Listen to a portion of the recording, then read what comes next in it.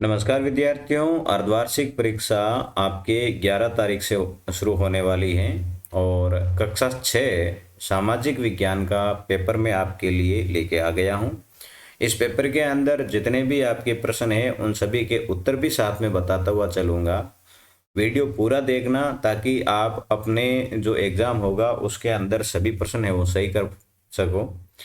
पहला प्रश्न है कि गंगा और इसकी सहायक नदियों के किनारे तथा समुद्र तटवर्ती इलाकों में नगरों का विकास कब हुआ। ये आपके प्रश्न है, तो इसके अंदर आपके ऑब्जेक्टिव टाइप के हैं। 5-6 प्रश्न रहेंगे एबीसीडी वाले, तो इसमें लगभग 25,000 वर्ष पूर्व है इसका उत्तर रहेगा। प्रश्न संख्या 2 है कि पहिए का आविष्कार कब हुआ था। तो पहिए का आविष्कार है नवपाषाण काल में हुआ था।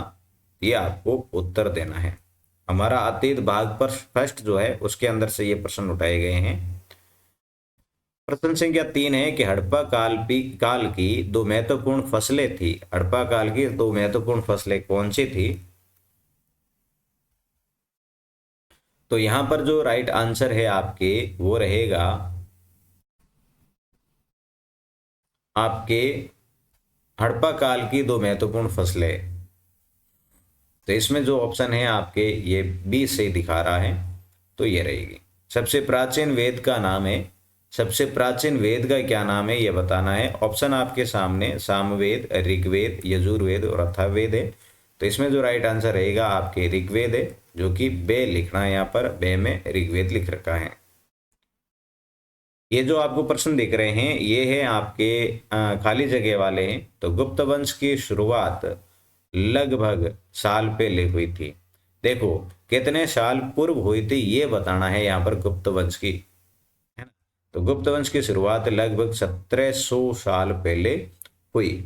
यहाँ ना सीधे यूं सन नहीं पूछ रहा है कि कब हुई थी यूं, जबकि यहाँ पर पूछा जा रहा है आपके कितने साल पहले हुई थी। नगरम के एक संगठन का नाम है। नगरम किन के संगठन का नाम है। तो नगरम है व्यापारियों के संगठन का नाम है। तो आपको यहाँ पर व्यापारियों फिर आ जाएगा के संगठन का नाम है। इस्लाम धर्म के पवित्र ग्रंथ का नाम क्या है। तो इस्लाम धर्म का पवित्र जो ग्रंथ है उसका नाम है कुरान। विक्रम संवत का प्रारंभ ईसा पूर्व में हुआ था। तो विक्रम संवत का जो प्रारंभ है 58 ईसा पूर्व में हुआ था। तो यहाँ पर आपको 58 नहीं 57 है, 57 ईसा पूर्व में हुआ था। अब प्रश्न जो है आपके ये इनके उत्तर है आपको 2-3 लाइनों में, 1 लाइनों में, 4 लाइनों में, तो इस प्रकार से देने हैं। तो सबसे पहले चावल कहाँ उगाया गया। तो सबसे पहले चावल जो है मध्य भारत में विंध्य पहाड़ियों, देखो कहाँ पर है, मध्य भारत में विंध्य पहाड़ियों के उत्तर भूमि प्रदेश में सबसे पहले चावल उपजाया गया था। तो चावल सबसे पहले कहाँ उपजाया, मध्य भारत की विंध्य पहाड़ियों के उत्तरी भूमि प्रदेश में। फिर खेती करने वाले लोग एक ही स्थान पर लंबे समय तक क्यों रहते थे। तो जब लोगों ने खेती करना शुरू किया तब उन्हें बीज बोने से लेकर फसलों के पकने तक उनकी सुरक्षा के लिए एक जगह जगह लंबे समय तक रहना पड़ता था। देखो यदि एक जगह नहीं रहेंगे तो फसल का नुकसान हो जाता था, इसलिए लोगों ने एक जगह रहना है वो शुरू किया। प्रश्न संख्या 11 है कि पुरातत्वविद को बड़े भंडार गृह किन पुरा स्थलों से मिले हैं। तो हड़प्पा, मोहनजोदड़ो, लोथल जैसे कुछ नगरों में बड़े भंडार गृह मिले हैं। ये बड़े बड़े नगर हैं हड़प्पा कालीन, ठीक है ना। तो हड़प्पा, मोहनजोदड़ो और लोथल जैसे कुछ नगर। आज हम जो किताबें पढ़ते हैं वे ऋग्वेद से कैसे भिन्न है। तो आज हम जिन किताबों को पढ़ते हैं वे लिखी और छापी हुई गई हैं, है ना, लिखी हुई है, छपी हुई है। वहीं 3500 वर्ष पूर्व पुराने ऋग्वेद का उच्चारण किया जाता था, मतलब केवल बोला जाता था, और श्रवण किया जाता था, मतलब सुना जाता था, न कि पढ़ा जाता था। पढ़ना का अर्थ है किसी को देखकर पढ़ते हैं ना, वो उसको पढ़ना कहते हैं। जबकि उच्चारण करना मतलब सुना हुआ है वो बोला जाता है तो उसे उच्चारण करता।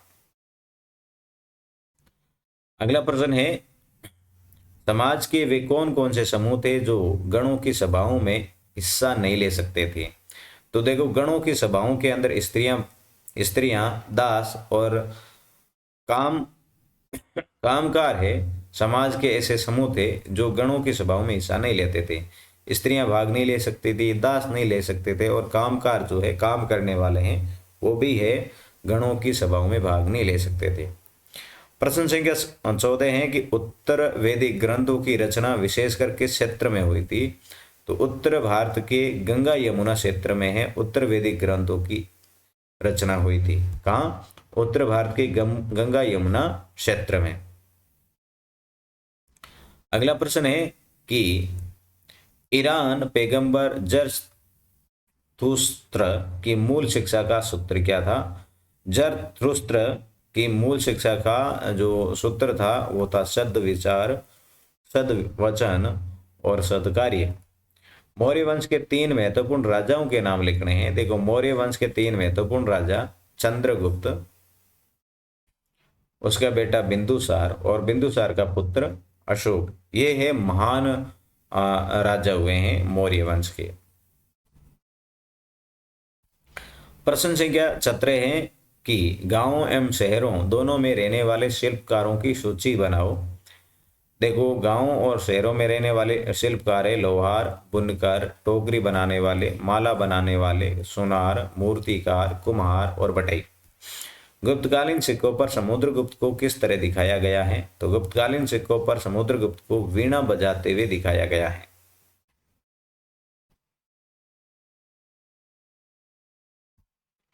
कागज के अधिक से अधिक उपयोग की एक सूची बनाओ। तो आज की तारीख में कागज बहुत ही महत्वपूर्ण चीज है, यह हमारी रोजमर्रा की जिंदगी का हिस्सा बन चुका है।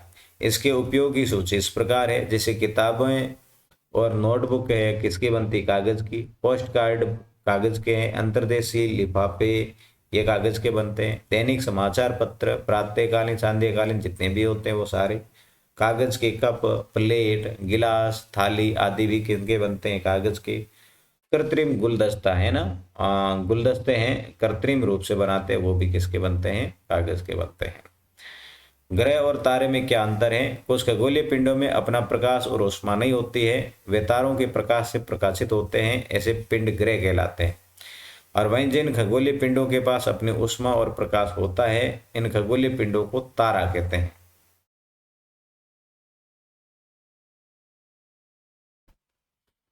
तो ये था आज का आपके पेपर।